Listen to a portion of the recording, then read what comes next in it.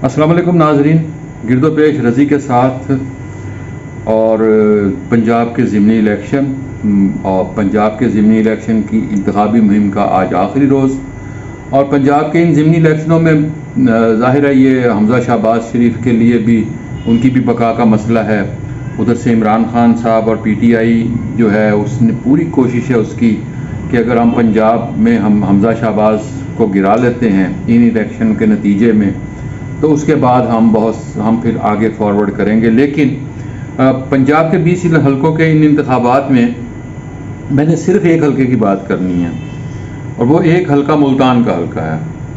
और उस मुल्तान के हलके की बात मैंने इसलिए करनी है कि उसमें साबिक वज़ीर ख़ारजा मखदूम शाह महमूद कुरैशी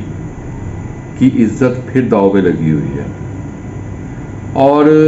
ये सबकी तवज्जो जो है वो इस मुल्तान के हलके पर इसलिए भी है कि पिछली मर्तबा इस हलके से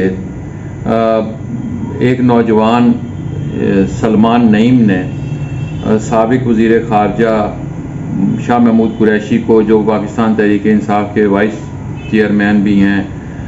उन्हें शिकस्त दे दी थी। शाह महमूद कुरैशी साहब जो हैं उनकी शिकस्त का नतीजा ये निकला था कि वो पंजाब की वज़ारत आला के उम्मीदवार थे और पंजाब की वज़ारत आला उनके हाथ से जब निकली तो उसके बाद फिर पंजाब पर उस्मान बुज़दार जैसे शख्स को मुसल्लत करना पड़ गया। और वो जो पूरा एक प्लान था मखदूम साहब का, और मखदूम साहब की पंजाब की वज़ारत आला की ख्वाहिश नई नहीं है, इनकी ये ख्वाहिश बहुत पुरानी है। लेकिन बदकिस्मत ऐसे हैं कि हर मरतबा ना इनके हाथ वज़ारत उज़्मा आती है और ना इनके पास वज़ारत आला आती है। हमने पढ़ा कि जब यूसुफ रज़ा गिलानी साहब जो हैं, यूसुफ रज़ा गिलानी साहब को जब अदालत ने डिस्क्वालीफाई किया और उनको इक़्तिदार से जब हटाया गया तो यूसुफ रज़ा गिलानी साहब ने, उस वक्त शाह महमूद कुरैशी साहब वज़ीर ख़ारजा थे,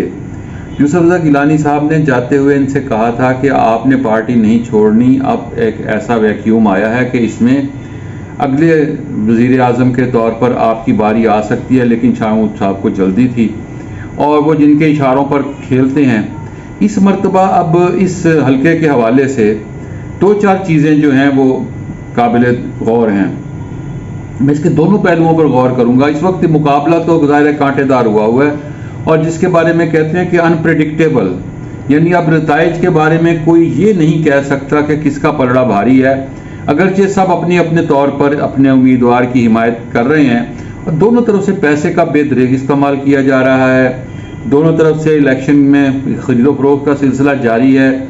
और दोनों जानिब से वादे वईद भी हो रहे हैं, जलसे भी हैं, डोर टू डोर कैंपेन भी है। अब एक दिन बाकी है, आज इंतखाबी मुहिम का आखिरी रोज़ है और इतवार की शाम तक नताइज सामने आ जाएंगे। इसमें शेख सलमान नईम और ज़ैन कुरैशी, इन दोनों के हवाले से जो तज्ज़िये हैं उनमें एक हलके का ये कहना है जो मुस्लिम लीग नून के हामी हैं और जो शेख सलमान नईम के हामी हैं, उनका ये कहना है कि सलमान नईम को ये आज एज हासिल है कि वो एक मरतबा शाह महमूद कुरैशी को हरा चुके हैं। उनका कॉन्फिडेंस लेवल जो है वो शाह महमूद कुरैशी के मुकाबले में बहुत ज़्यादा है और वो इस हलके में जिस तरह फ्री मेडिकल कैंप चला रहे हैं, जैसे इज्तिमाई शादियां करवा रहे हैं, जैसे लोगों की इमदाद करते हैं और जिस तरह वो इस हलके में मकबूल हैं अपने रिफाही कामों के हवाले से, लिहाजा कहा यह जा रहा है कि उनका पलड़ा भारी है। ये मुस्लिम लीग नून वालों का कहना है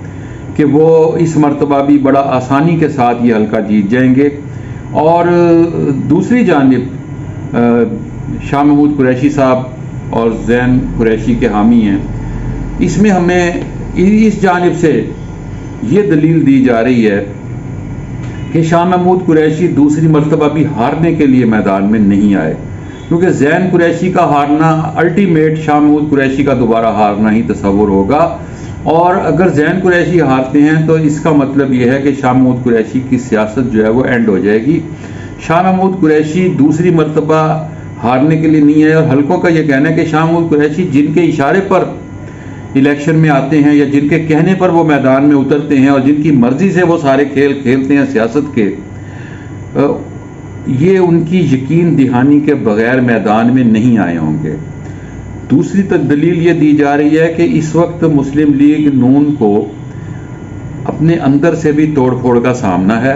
और मुस्लिम लीग नून के बाज़ उम्मीदवार जो इस हलके के विरासती समझे जाते हैं, जो ये समझते हैं कि हमारे हलका इस हलके में हमारा होल्ड होना चाहिए और जो इन हलकों में पहले भी जीत चुके हैं, वो उस तरह मुस्लिम लीग नून के इस उम्मीदवार की हिमायत नहीं कर रहे जैसे करना चाहिए और मुस्लिम लीग नून इस हलके में खुद डिवाइडेड नज़र आ रही है। और दूसरा, पीपल्स पार्टी अगरचे कंपेन कर रही है लेकिन पीपल्स पार्टी की कंपेन भी उस तरह ज़ोरदार नहीं है जैसे होनी चाहिए। पीडीएम में रहते हुए वो फेस सेविंग के लिए कंपेन कर रही है कि जैसे पीपल्स पार्टी को करनी चाहिए कंपेन, वैसी नहीं हो रही। और तीसरी बात एक और ये जो कही जा रही है कि इस वक्त जो महंगाई का फ्लो है, जिस तरह चीज़ें महंगी हुई, बिजली महंगी हुई, पेट्रोल महंगा हुआ, इस महंगाई के फ्लो के तमाम तरह असरात जो हैं उनका सामना मुस्लिम लीग नून के उम्मीदवार को करना पड़ेगा। उसका सेटबैक जो है वो सलमान नईम को होगा। अगरचे शहबाज शरीफ साहब ने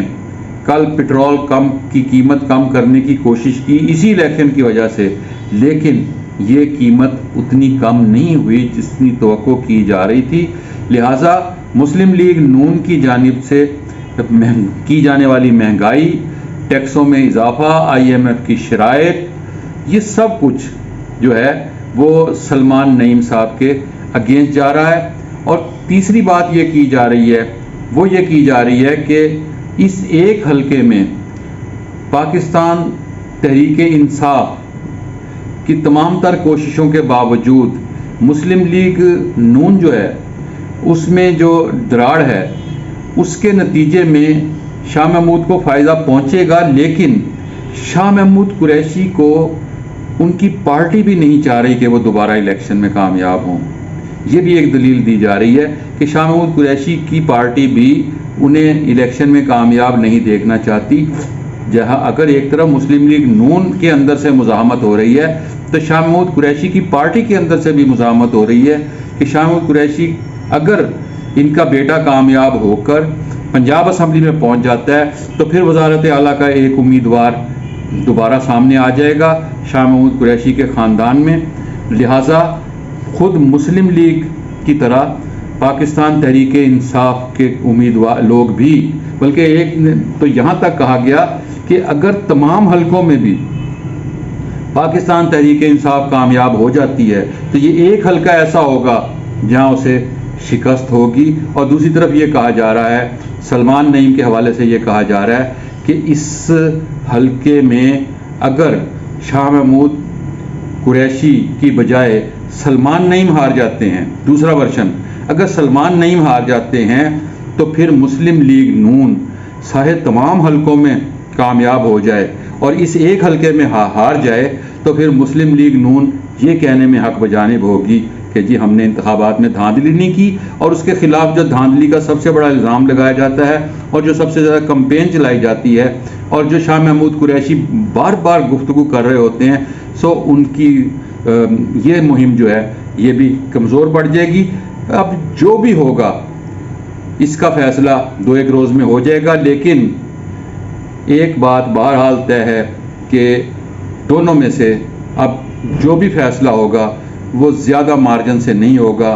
कम वोटों के साथ ये रिज़ल्ट होगा। और कुछ लोग जो बिरादरियों की बात कर रहे हैं, बिरादरियों का इस इलेक्शन में कोई रोल नहीं। और अच्छी बात यह है कि बिरादरियों का रोल वहाँ आकर ख़त्म हो जाता है जब सियासी पार्टियाँ मजबूत हो जाती हैं। जब सियासी पार्टियाँ मजबूत हो जाएं तो फिर बिरादरीज़म भी ख़त्म हो जाती है और फ़िरका वारियत भी ख़त्म हो जाती है। नाज़रीन किराम, गिरदोपेश रज़ी के साथ इस चैनल को सब्सक्राइब करें, बेल आइकन को क्लिक करें। इस वीडियो के बारे में मुझे आपकी राय का इंतज़ार रहेगा। हमारे साथ रहिएगा, कल मिलेंगे नई वीडियो के साथ। खुदा हाफ़िज़।